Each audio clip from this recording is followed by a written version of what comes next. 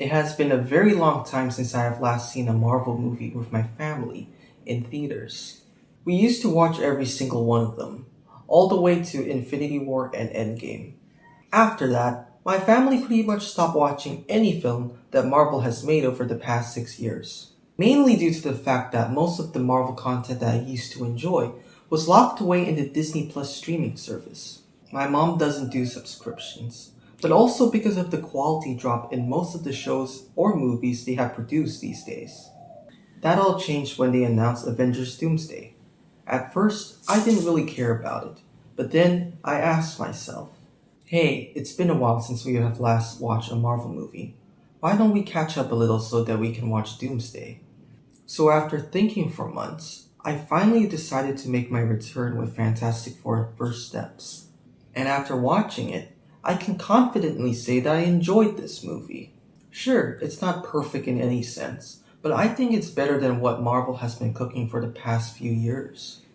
And if you ask me, I think this movie was way better than the 2015 Fantastic Four movie. Oh, and there will be spoilers, so that I could describe the films a lot better. And without further ado, let's talk about Fantastic Four First Steps.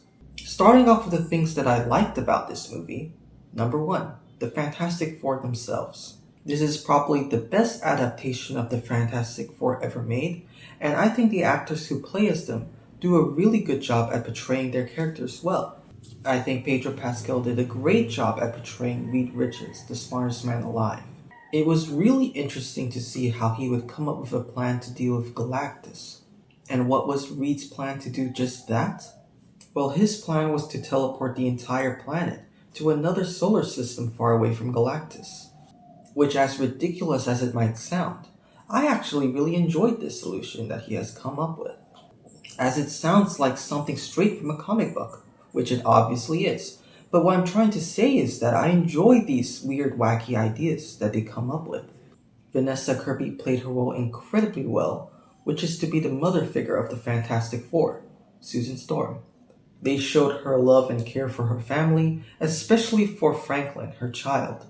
Like after they returned from trying to convince Galactus to spare Earth, the public asked them what had happened, and the Fantastic Four basically explains that Galactus could spare them if they hand over Franklin, because he's a very powerful being, and Galactus needs him to end his eternal hunger so that he may finally rest.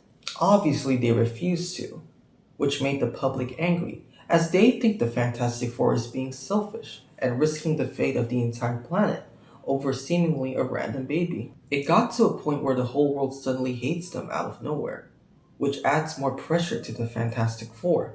And Sue Storm, being the mother that she is, made it clear to the public that she will not be giving up her child to Galactus.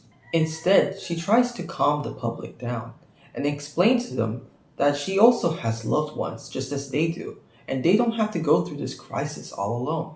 If they stick together as a family, then everything would be fine, which I thought was a great moment in the movie, as the main theme that this movie is trying to explore is family. And I think they did it pretty well in this movie. The other characters such as Johnny Storm and The Thing were also cool, and each of them had their moments where they truly shined in this movie. Another thing that I liked about this movie, number 2, the visuals and CGI. I just want to say that this was one of the reasons why this film was so good in my opinion. All of the set design and the CGI was incredible in this movie. It actually looks like something straight from a comic book. The idea of futuristic technology, combined with the aesthetic from the 1960s, was something that I quite enjoyed in the movie. The CGI on the characters actually looks fantastic, especially with Galactus, and I think the action sequences were incredible in this movie.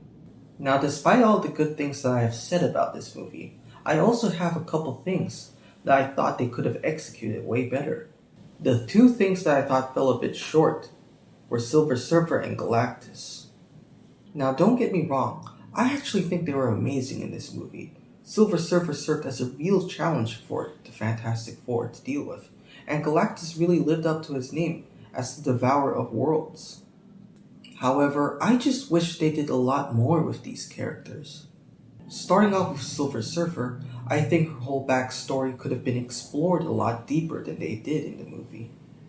As I wanted to know more about her, how she went from a mere mortal alien into becoming the Herald of Galactus, and how does she struggle with the fact that millions and billions of people died because she chose their planets for Galactus to devour.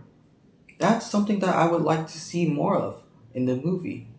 And about Galactus himself, he was terrifyingly cool, and I genuinely think so.